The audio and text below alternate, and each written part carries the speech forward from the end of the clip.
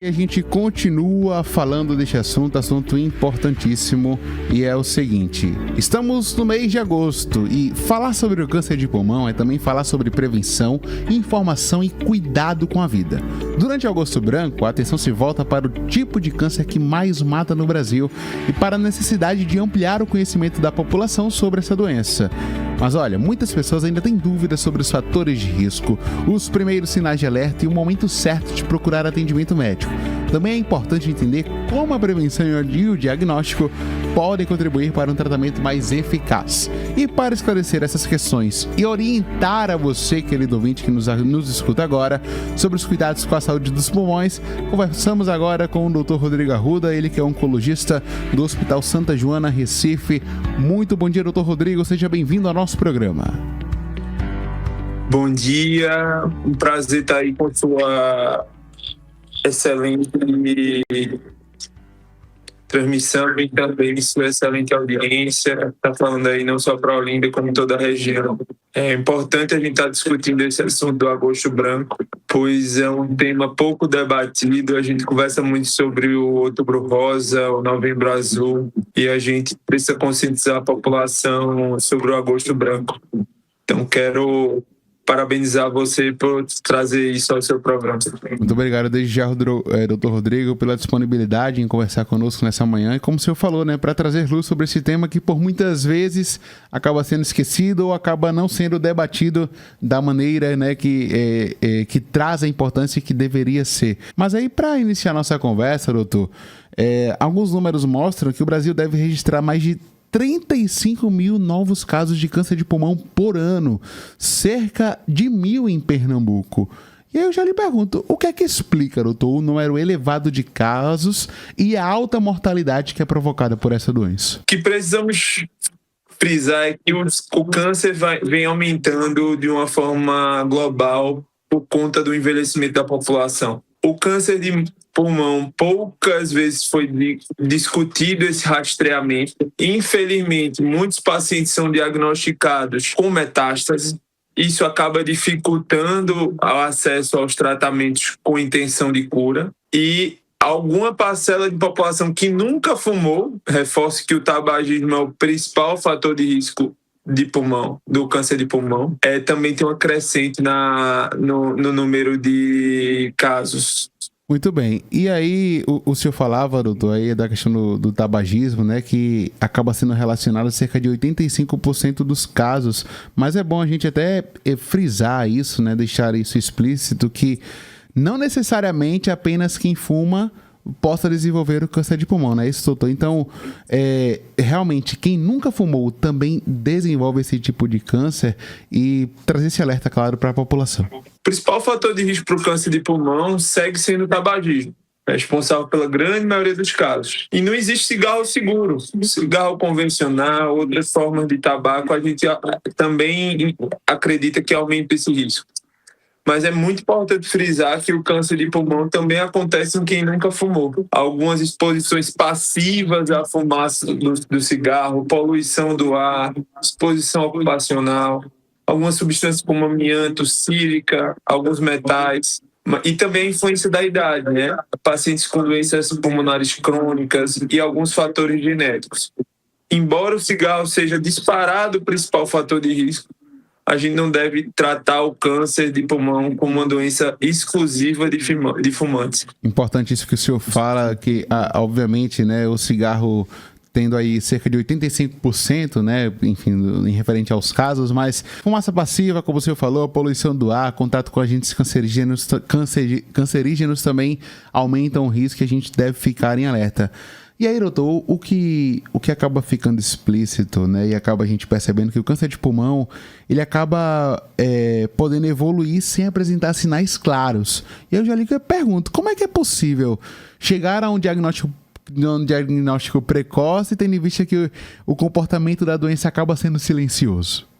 Sua pergunta foi estudada extensamente por pesquisadores e acabamos instituindo um rastreamento para o câncer de pulmão. Então, se a gente está falando que o tabagismo é quase 90% dos casos responsável, por que não rastrear essa população de maior risco? Hoje, quem entra 50 a 80 anos, que tenha 20 maços ano ou mais, então que tenha fumado, por exemplo, por 20 anos uma carteira de cigarro, ou até 10 anos, 2 carteiras de cigarro, 4 anos, 5 carteiras de cigarro, só para a gente ter isso, mas isso deve ser discutido com o médico. E a gente vê que fazer tomografias de tórax com cortes finos, com baixa radiação, para a gente não ficar expondo o paciente a alta radiação, a gente acaba diagnosticando de forma precoce. No Hospital Santa Joana, no qual eu trabalho, e outros hospitais da cidade, a gente já tem esse programa de rastreamento muito batido. A gente utiliza inteligência artificial para fazer esse diagnóstico, junto com o time da radiologia, da cirurgia torácica, da pneumologia. Temos reuniões semanais para discutir esses casos.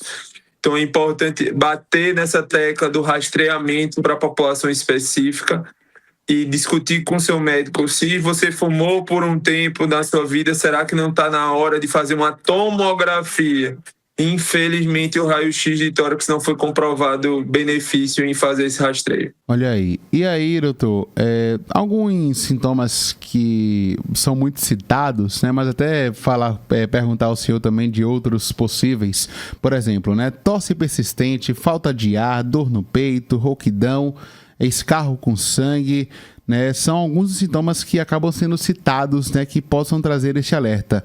São exclusivamente esses, doutor? Outros sintomas também, dos quais eu não citei, pode também ser apresentado e pode vir, né, a apontar a um diagnóstico como esse? Acho que você cita os principais: a dispneia, a hemoptise, a dor torácica. Vez por outro, o paciente também apresenta uma perda de peso associada, um cansaço sem muita explicação.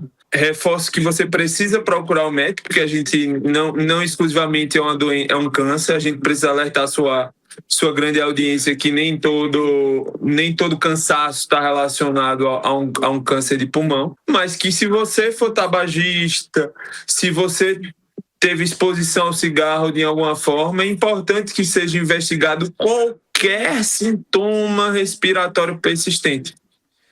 Não estou falando de um cansaço que vai e volta num paciente que tem asma, um cansaço de um dia após um exercício físico, como foi relatado pela sua grande audiência, mas sim a persistência desses sintomas que gera para a gente uma preocupação, principalmente na população que teve exposição ao cigarro. E aí uma coisa que o senhor falou lá no início, eu quero que o senhor reforce também, sobre essa questão do cigarro, né? Porque, enfim, a gente acompanha, né, de praticamente 5, 6 anos para cá, essa onda, né, dos cigarros eletrônicos, os populares vapes, como o pessoal chama. Ah, não, porque é menos prejudicial. Ah, não, porque tem essência. E gostaria que o senhor alertasse, doutor, para quem está nos ouvindo agora, do quão prejudicial, assim como o cigarro convencional, são também estes cigarros eletrônicos. Hoje, toda discussão de câncer de pulmão a qual participamos em simpósios, em congressos, está sendo discutido acerca do vape. Os cigarros eletrônicos não são inofensivos. Esse aerosol inalado pelos adolescentes, pelos adultos jovens que acabam utilizando, pode conter nicotina, metais, diversas substâncias tóxicas e cancerígenas. Isso já está comprovado. Agora, é um dispositivo relativamente recente. Você fala que a gente viu isso há 5 anos. Então, assim, a gente ainda não tem uma comprovação científica que ele causa câncer. Mas o que eu penso é que existe uma plausibilidade biológica, tem substâncias cancerígenas e falta um pouco de tempo ainda para acompanhar esses pacientes a longo prazo.